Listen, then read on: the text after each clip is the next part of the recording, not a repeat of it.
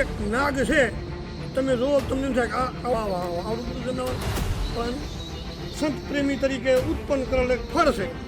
ફળ રાખીને આખી હાંહડી છે નાગની.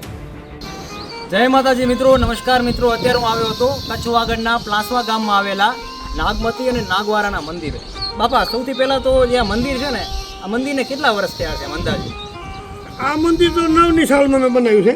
બરાબર. આ મંદિરનું કામકાજ ચબૂતરો બેઠક જે બનાવો લેખો તે 9ની સાલથી કર્યું. પારીઓ વર્ષોથી છે.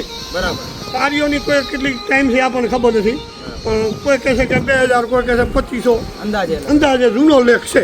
જ્યાં પ્લાસવા હતું ને એ વખત પહેલાનો લેખ છે. બાકી અમારું આ 9ની સાલ છે, મેં આયોજન કર્યું, થોડું ઘણું કામકાજ કર્યું છે. બાકી ઇતિહાસ જૂનો. એટલે 2009ના વર્ષથી આ તમે જે જોઈ રહ્યા છો ચબૂતરોનું બધું બાંધકામ ને આ દેરી છે એ 2009માં કરવામાં આવ્યું. પણ જે આ જે પારીઓ છે એ જૂનો છે. એનો કોઈ ઇતિહાસ આપણી પાસે છે. બરાબર. અને જે પારીઓ છે એના વિશે થોડીક વાત કરશું. પારિયા વિશે તો જો કે આમાં કાઠી દરબારનો એક લેખ છે. નાગમતી છે કાનમેરની, નાગવાડો છે સમિયાણાનો. જૂનાગઢની બાજુમાં સમિયાણું છે. સમિયાણાના પોતે કાઠી દરબાર છે. આ કાનમેરની કાઠી દરબારની દીકરી છે અને એક કુદરતી સંત પ્રેમી તરીકે ઉત્પન્ન કરેલ એક ફળ છે. અને એને ડાબા હાથમાં નાગની નિશાન હતું અને આને જમણા હાથમાં નાગનું નિશાન. આવું પુસ્તકમાં લખેલ છે. નાગમતી નાગવાળાનું પુસ્તક મારી કંઈ હતું, એમાં લખેલ હતું. મેં વાંચેલ છે એટલે એના માટે. બરાબર. એટલે વાગડની ધરામાં એક આ મહાન પ્રેમ કથા અહીંયા થઈ ગઈ છે. નાગમતી નાગવારાની આના સિવાય બીજી કોઈ જગ્યા છે? નથી, અહીંયા ક્યાંય આટલામાં નથી. બરાબર. આટલામાં ખાલી આ એક જ આ જગ્યા એક છે. જ જગ્યા. અને જૂનો પારિયો અને રીકો મોજૂદ છે. અને એમાં લખેલ છે એટલે આપણને એમ થાય કે નીચે પથ્થરમાં લખેલ છે કે નાગમતી નાગવાર. બરાબર. એટલે લાગે કે અહીંયા બંધ. બરાબર. અને એ વખતમાં કોઈ એની આ કમળ પૂજા કરેલ હોય એવું મંદિર છે શિવનું, એવું અમુક કહે છે. બરાબર. લોક માન્યતા પ્રમાણે એવું કહેવામાં આવે છે કે શિવનું મંદિર હશે, નાનું મોટું ગમે એવડું અહીંયા મંદિર હશે. પણ એના પુરાવા મળતા નથી. બરાબર. લોક માન્યતા પ્રમાણે એવું કહેવામાં આવે છે કે કમળ પૂજા એવું થયું છે. બરાબર. અને આવનારા સમયમાં શું અહીંયા લાઇટ ને તમે શું કહેવા માંગો? લાઇટનું તો જો હવે આપણે થોડું ઘણું ગામના બે વ્યક્તિને કીધેલ છે કે પાણીનો નળ એક થઈ જાય તો પીવાનું પ્રબ થઈ જાય અને જ્યોતિવાળી લાઇટ આવી જાય તો થોડી ઘણી સુવિધા મળે. ભજન ભાવ છે, કોઈ રાતનું આપણે રાખવું હોય તો 5-25 માણસો આવે ને આમાં મારે ત્યાં ભજન રાખવું હોય ને તો રાતના નથી આવતું, અંધારું હોય લાઇટ. અને ઉમાં આપણે બત્તી રાખી તો એમાં પ્રકાશ પડે એટલે આમ થોડું લાઇટની સુવિધા તો પાણી થઈ જાય તો આપણે કાયમી.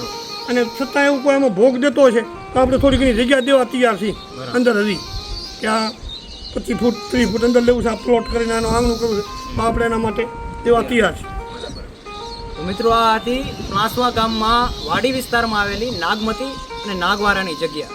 બાપાના મત અનુસાર કે આખા જે વિસ્તારમાં એમનો ખાલી એક જ અવશેષ આપણને જોવા મળે છે, નાગમતી અને નાગવારાનો. 2009માં બાપાના જે બાપા છે સ્વર્ગસ્થ ગેલાભાઈ ચૌહાણ, એમના દ્વારા આ બધું નિર્માણ કરવામાં આવ્યું છે. જે તમે જોઈ શકો છો અત્યારે ચબૂતરો, આ જે ઘર છે રહેવા માટે બધું, આ જે ડેરી છે અને પાણી માટે પણ તેઓ સારી એવી સેવા આપે છે. અને તેઓ એવું જણાવે છે કે જો અહીંયા લાઇટની વ્યવસ્થા અને પાણીની વ્યવસ્થા જો થઈ જાય તો રાતે પણ ભજન ને બધું એવું થઈ શકે. 2009થી એની તેરસની તિથિ અમે રાખી છે, મહાસુદ તેરસ. ત્યાંથી અમે 200-250 માણસનો જમણવાર કાયમી વર્ષમાં એકવાર રાખીએ છીએ. એની તિથિ આવે ત્યાં આપણે ભોજન ભજન રાખીએ છીએ. મહિનાની તેરસે 200-250 માણસનો જમણવાર એક કાયમ કરીએ છીએ.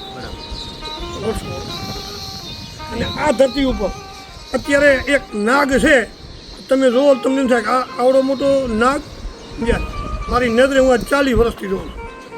હું 82માં 7 ધોરણનું સતી છોડી 82માં મેં મીઠી શાહ છોડી 7 પાસ કરીને પ્લાસવા પ્રાથમિક, અને 82માંથી અહીંયા ખેતીમાં લાગ્યો હતો. ત્યાંથી મારો પરિચય છે. મહિને, હવા મહિને, 1.5 મહિને, 15 દાડે એવડો મોટો નાગ છે તો તમને જોવો તેમ થાય આમાં ફણ રાખે ને આખી હાંહડી છે નાગને આજની તારીખમાં. અહીંયા આ ભૂમિની માલિકો આ અમારી 45 એકરનો વાટો છે જમીનો, આ જમીનમાં જ રહેવાનું. જોરાવર નાગ જાવો દાદો. અને અત્યારે આપણે જોઈ જાઓ ને તો આપણા હાથમાં એમ થાય વાહ વાહ આવડું બધું જનાવર પ્રાણી. અને કુદરતી એની આ ભૂમિ તરીકે એ રહેશે. અને અમુક ટાઈમે કુદરતી એવું વાતાવરણ હોય છે તો સોમવારના અગરબત્તીની સુવાસ આવે.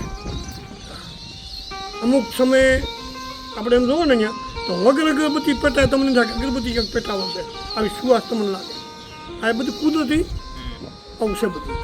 અને 2009માં ગેલા બાપા દ્વારા બધું આ કરવામાં આવી છે સેવા. 2017માં એમનું અવસાન થયું અને પછી એમના દ્વારા બધું આ સેવાનું બધું કરવામાં આવે છે. અને એમની એવી માંગણી છે કે જો આ ઐતિહાસિક જગ્યા છે તો ત્યાં લાઇટ અને પાણીની વ્યવસ્થા આવી જાય તો ખૂબ સારું અને રાત્રે પણ ભજન ને બધું એવું થઈ શકે. મિત્રો આ હતી પ્લાસવા ગામમાં આવેલી નાગમતી અને નાગવારાની જગ્યા. આ એક જ એ જગ્યા છે જ્યાં એમનો ઉલ્લેખ કે એમનો પુરાવો આપણને જોવા મળે છે. કોઈ ઐતિહાસિક પુરાવો એમનો જોવા મળતો નથી અને લોક માન્યતાઓ અને લોકકથાઓ ઘણી બધી એમના સાથે જોડાયેલી છે. વિડીયો જોવા માટે આપનો આભાર. Thank you.